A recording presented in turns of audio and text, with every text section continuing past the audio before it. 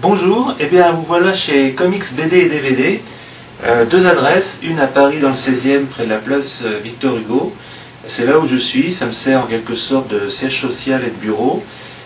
J'y ai pas mal de stock, par contre je ne reçois pas. L'autre adresse, c'est près du RER Port-Royal, où là je peux recevoir sur rendez-vous. Par contre, si vous voulez voir des choses spéciales, il faut mieux me dire avant ce que vous souhaitez voir. Voilà, je vends des bandes dessinées de collection, quelques éditions courantes, mais alors d'auteurs indépendants ou rares, et de vieilles bandes dessinées, à peu près au prix du BDM, parfois moins. Et puis j'ai beaucoup d'originaux, et aussi beaucoup de comics Marvel ou DC, voire quelques indépendants, et puis également les traductions de Panini. Alors voilà maintenant une belle illustration en noir et blanc de JG, une illustration de science-fiction, un genre où il a assez peu travaillé. Il s'agit d'un travail absolument superbe, fait dans les années 60, sans doute pour le journal Spirou.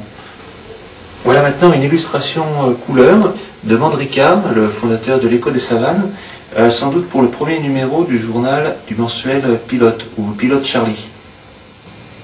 Voilà maintenant une planche de rouge, sans doute pour une série de Blueberry. C'est une belle page.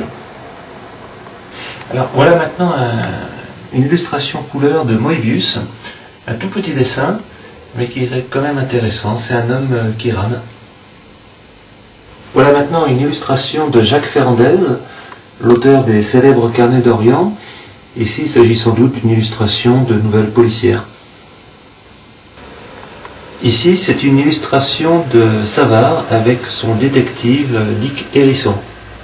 Alors en haut, on a donc un dessin de Roba présentant des chats cosmonautes, publié dans Spirou pendant les années 60. Et là, on a un dessin de Will, également sans doute publié dans Spirou ou alors dans le journal Tintin.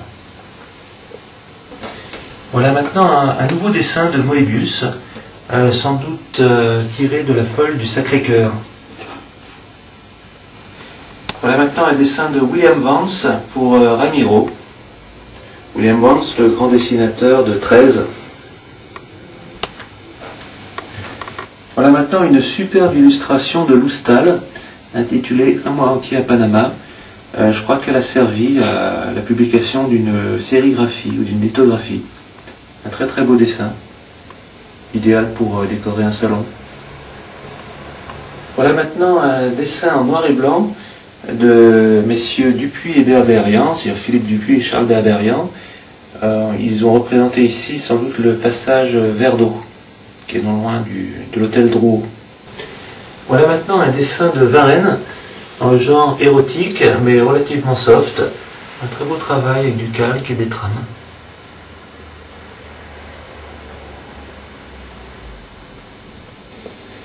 Voilà un très beau dessin de Manara, en couleur.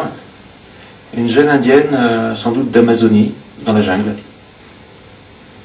Voilà maintenant une case extraite d'une des bandes dessinées les plus célèbres de Milo Manara, c'est-à-dire du Déclic.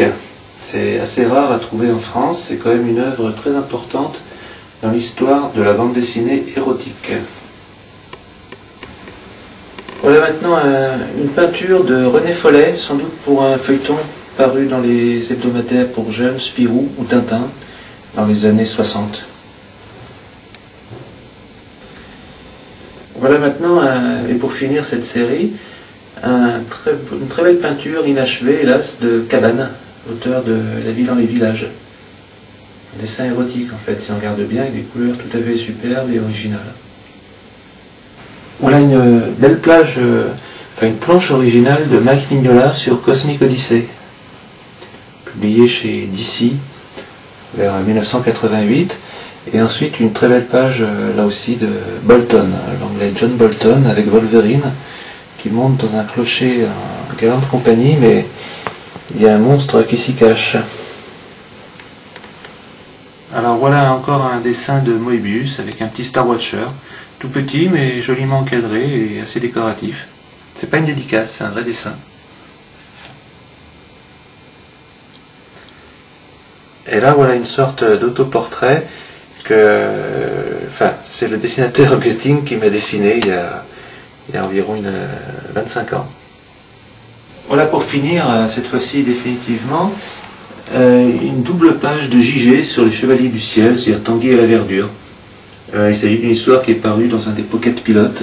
C'est pour ça qu'il n'y a que 3 strips par page, mais on voit bien les personnages principaux, c'est une page qui est pleine d'humour.